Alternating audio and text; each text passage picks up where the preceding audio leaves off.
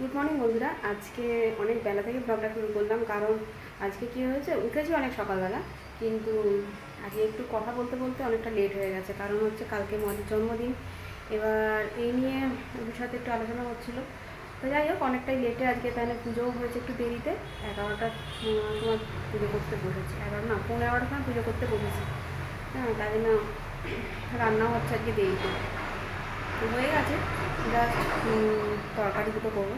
তরকারি হাফ হয়েই গেছে।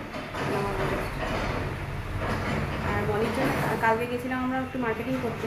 মনির জন্মদিনের কিছু জামা কাপড়, কিছু গিফট ওর জন্য কিনে আনা হয়েছে, সেগুলো আপনাদেরকে দেখাবো অবশ্যই। তো কালকে তাই জন্য ব্লগ করিনি, কিছু ভিডিও করা হয়নি, কারণ বাইকে বসে না আমার ভিডিও করতে খুব অসুবিধা হয়।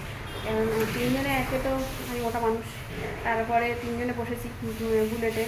হ্যাঁ, আমার তো প্রায় জায়গা হবে না করে কোনো রকমে আমি বসি বুলেটের মধ্যে। হ্যাঁ, কারণ আমি যথেষ্টই বললাম, বুঝতে পারলেন। এবার নিয়ে তার জন্য আর আমার ভিডিও করতে খুব ভয়ও লাগে, কারণ বাইকে ফোন নিয়ে বাইকে যদি পড়ে যাই, মলি থাকলে তাও মলি একটু ফোনটা নিয়ে করে দেয়। হ্যাঁ, কালকে মলি ছিল যদিও, কিন্তু আমি আর বলিনি কিছু যে করবা কিছু। তো যাই হোক, কী কী কিনলাম আপনাদের সাথে শেয়ার করবো। আর বাজার কলকাতা থেকে সব এনেছি। বাজার কলকাতার জিনিসগুলো না মলির বেশ ভালো হয়। আর চুড়িদার আমরা শ্যামসুন্দর থেকে কিনি, মলির সব চুড়িদার কিনি সব শ্যামসুন্দর থেকে কিনি, থাকি আর শ্যামসুন্দর। ছবি, হ্যাঁ, করে ফেলি রান্নাটা। আর আজকে আমি আমার ঠাকুরঘর কীভাবে সাজিয়েছি আপনাদের সাথে শেয়ার করি, চলুন দেখুন কেমন লাগছে ঠাকুরঘরটা। এখানে না মোমবাতি দিয়ে দিয়ে আমার মেয়ে পুরো একদম মোমবাতির ইয়ে করে দিয়েছে আমার গোপুলটা। রাধাকৃষ্ণ, বৃহস্পতিবার দিনটা আমার ঠাকুরঘরটা খুব ভালো লাগে। আলু পটলের ডালনা, আর এখানে আলু দিয়ে সয়াবিনের তরকারি করব। আর এখানে হয়ে গেছে ঢেঁড়স আলু ভাজা, আর এখানে ডাল, মুগের ডাল। আজকে বৃহস্পতিবার যেহেতু নিরামিষ খাই আমরা। তো এটা হচ্ছে আলু পটলের ডালনা, আর খালি বাকি রইল ইয়ের তরকারিটা।